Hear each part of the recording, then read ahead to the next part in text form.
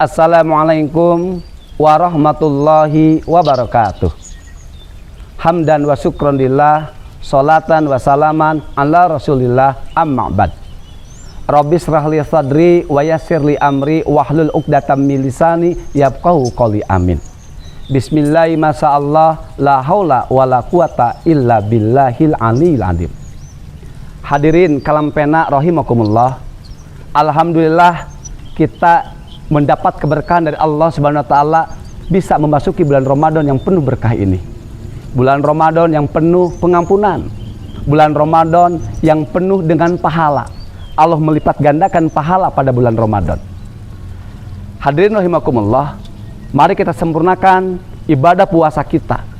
Kita jala pahala-pahala yang lainnya dari amalan-amalan ibadah yang lainnya. Salah satunya adalah membaca Al-Quran.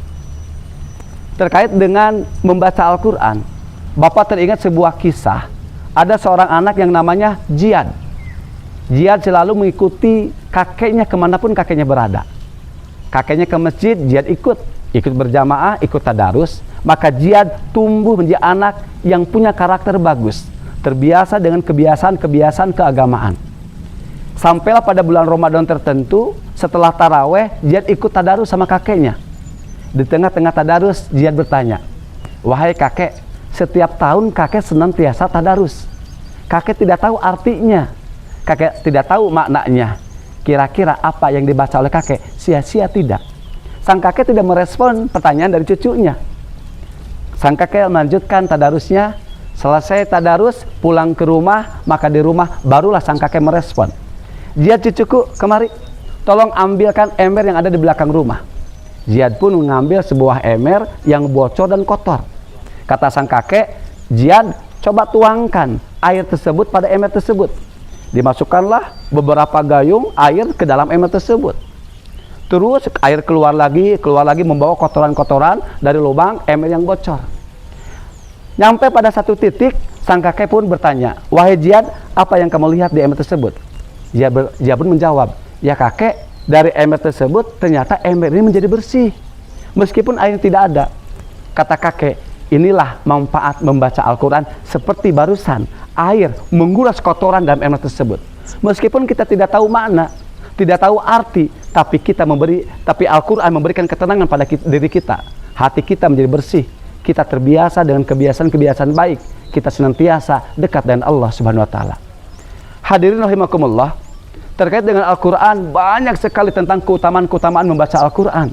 Salah satunya adalah membaca Al-Quran merupakan ibadah yang sebaik-baiknya.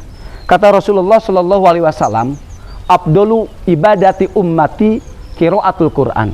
Sebaik-baiknya ibadah umatku adalah membaca Al-Quran. Bahkan Rasulullah SAW menggambarkan orang mukmin yang suka membaca Al-Quran itu bagaikan buah yang harum dan manis rasanya. Orang mukmin yang tidak suka membaca Al-Quran bagaikan buah yang tidak harum tapi manis rasanya. Orang munafik yang suka membaca Al-Quran harum tapi pahit rasanya. Orang munafik yang tidak suka membaca Al-Quran tidak harum dan pahit rasanya. Hadirin rahimakumullah, keutamaan membaca Al-Quran berikutnya adalah Allah memberikan rahmat kepada orang yang senantiasa membaca Al-Quran. Rahmat adalah kasih sayang yang Allah berikan pada hamba-hambanya yang senantiasa mendekatkan dirinya melalui bacaan-bacaan Al-Quran. Jangankan orang yang membaca Al-Quran, orang yang mendengar pun Allah berikan rahmat. Dalam Quran surat Al-A'raf ayat 204, Allah berfirman, "A'udzubillahi minasyaitonirrajim.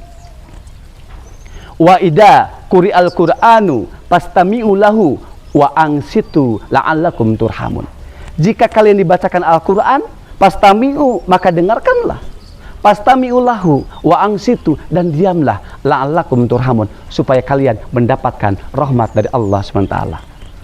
Hadirin rahimakumullah, fadilah membaca Al-Quran ataupun keutamaan berikutnya yang ketiga adalah Allah lipat gandakan pahalanya.